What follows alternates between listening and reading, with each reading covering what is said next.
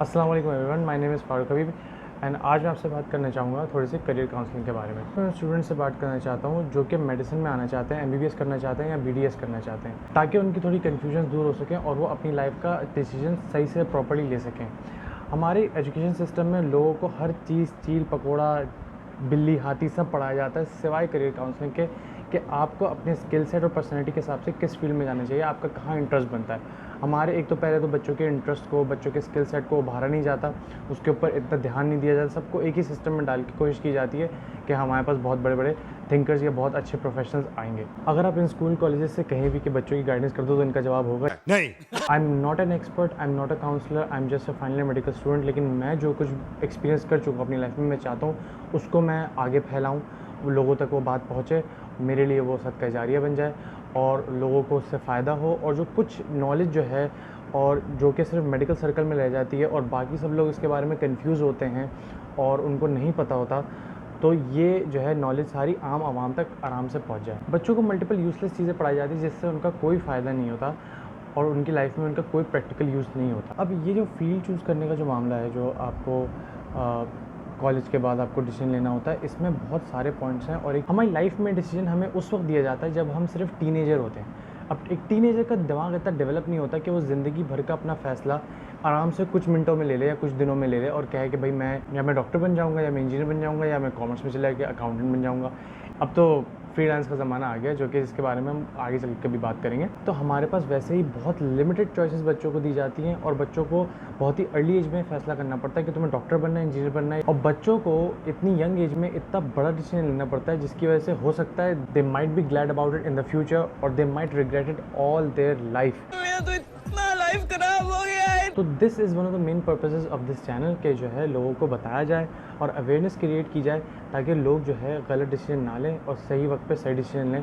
तो इस वीडियो में मैं जो है आपको बताना चाहूँगा 3 ऐसे सवाल हैं जो कि हर स्टूडेंट को अपने आप से पूछने चाहिए बिफोर वो डिसाइड करें कि उनको मेडिसिन में आना चाहिए कि नहीं आना चाहिए। सबसे पहली चीज़ जो अपने आप से उनको पूछना चाहिए वो ये है कि उनको पढ़ने का कितना शौक़ है। दिस इज़ क्वाइट ऑब्वियस कि जो पढ़ने वाला होता है वही इसमें आता है, लेकिन बहुत से लोग ऐसे होते हैं जो कि इस फील्ड में आ जाते हैं और फिर वो पूरे जो है अपने जो है for the course of 5 years वो इंपॉर्टेंस पूछ के और कुछ चीज़ें पूछ के और घिसट के जो है अपना एमबीबीएस पूरा कर लेते हैं। लेकिन we don't want doctors like that. अगर एक डॉक्टर की नॉलेज कंप्लीट नहीं होगी तो वो पेशेंट को क्या ट्रीट करेगा और पेशेंट का वो क्या ख्याल रखेगा। तो आपको पढ़ने का कितना शौक़ है, आपको बहुत सारी बुक्स रीड करनी होंगी, आपको याद करना होगा, आपको रिकॉल करना होगा, आपको वाइवास देने हैं, आपको पेपर्स देने हैं, आपको अपना खुद का एक स्टडी टेक्निक अपनी पूरी फॉर्म करनी होगी और आपको हो सकता है टेक्स्ट बुक भी यूज़ करनी पड़े, शॉर्ट बुक भी यूज़ करनी पड़े, यूट्यूब में बेतहाशा लेक्चर्स पढ़ें और आपको हर लेक्चरर एक अलग तरीके से पढ़ाता है और फिर आप पे डिपेंड करता है कि आपको कौन पसंद है, तो आप उसी तरफ जाएंगे और उसी से पढ़ेंगे। दूसरा बहुत अहम सवाल ये है कि आप खुद से इस फील्ड में आना चाहते हैं या आपको कोई फोर्स कर रहा है। जैसे बहुत सारे पेरेंट्स होते हैं, उनकी एक्सपेक्टेशन होती है कि हमारा बेटा बड़ा होकर डॉक्टर बनेगा, बड़ा होकर इंजीनियर बनेगा या कुछ भी XYZ। तो जो है और या फिर कुछ लोग होते हैं वो देखते हैं कि भाई मेरे दोस्त जो है सारे जो है जा रहे हैं यूनिवर्सिटी और मुझे भी वहीं जाना है और मुझे बस अपना कुछ भी नहीं पता। तो ये एक अच्छा जो है क्राइटेरिया नहीं है, क्योंकि आप जो है ज़िंदगी में आप ये हमेशा याद रखें, आप सिर्फ वही कर सकते हैं जो आप खुद से करना चाहते हैं, ना कि ये कि आपको कोई बता दे तो आप वो कर लेंगे। ऐसा कभी भी नहीं होता। कभी ना कभी down the line 1 month, 2 months, 3 months, 6 months, a year आप जो है मोटिवेशन लूज़ करोगे और फिर आप बस जो है निपटाने की गर्ज से आप जो है पढ़ोगे। फिर एक बहुत फ्रस्ट्रेटिंग साइकिल हो जाता है कि मैं यहाँ क्यों आ गया और जो है अब मुझसे पढ़ा नहीं जा रहा, लेकिन अब मैंने फ़ीस पे कर दिया और मैंने टेस्ट दे के यहाँ आ गया हूँ, मेरा एडमिशन हो गया। अब जो है मैं इतना आगे आ चुका हूँ, 4th ईयर 3rd ईयर में आ चुका हूँ कि जो है अब मैं जो है वापस नहीं जा सकता और मुझे कोर्स कंप्लीट करना ही पड़ेगा। तो बहुत सारी चीज़ें हो जाती हैं जो आपकी फ्रस्ट्रेशन को पाइल अप कर देती हैं, लेकिन आप अब बैक ऑफ नहीं कर सकते। तीसरा बहुत अहम सवाल ये है कि आप में पेशेंस है कि नहीं। आपको जो है this takes a very long time. जैसे एमबीबीएस है वो जो है उसमें 5 साल की पढ़ाई है और फिर 1 साल हाउस जॉब है। उसके बाद भी आपकी इतनी वैल्यू नहीं होती क्योंकि this is just a bachelors degree. उसके बाद आपको अगर आपको पाकिस्तान में रहना है तो आपको FCPS करना पड़ेगा, आपको अपनी स्पेशलाइजेशन भी चूज़ करनी पड़ेगी। MBBS के बाद फिर ये एक बहुत जो है बड़ा मरहला है जिसमें हमें most of the medical students don't know कि उनकी स्पेशलाइजेशन उनको किस में करनी है, कि उनको स्पेशलाइजेशन किस में करनी है, किस फील्ड में जाना है और वो क्या बनना चाहते हैं, उनको नहीं पता होता। फिर अगर आपको US जाना है तो आपको USMLE करना होगा, फिर आपको अगर UK जाना है तो आपको प्लैप करना होगा, फिर अगर आपको कनाडा, न्यूजीलैंड, ऑस्ट्रेलिया या सऊदी या मिडल ईस्ट जाना होगा तो सबका एक अलग प्रोसीजर है, सबकी एक अलग डॉक्यूमेंटेशन है।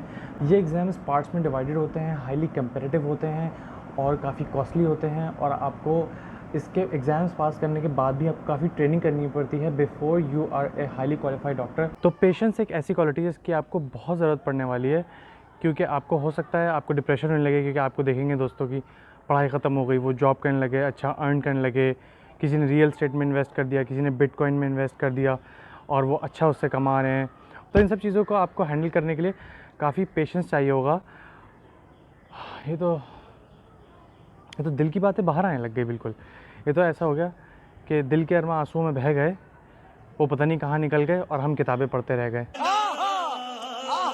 बस यही कुछ बातें थी जो मैं शेयर करना चाहता था। अभी आगे चल के और वीडियोज़ आएंगी और मैं उसमें बहुत सारी बातें करना चाहता हूँ जो कि एज़ अ मेडिकल स्टूडेंट मुझे नहीं पता थी और मैं चाहता हूँ कि जो अभी इस फील्ड में आ रहे हैं उन लोग को ये बातें पता चल जाए, उनके लिए आसानी पैदा हो जाए।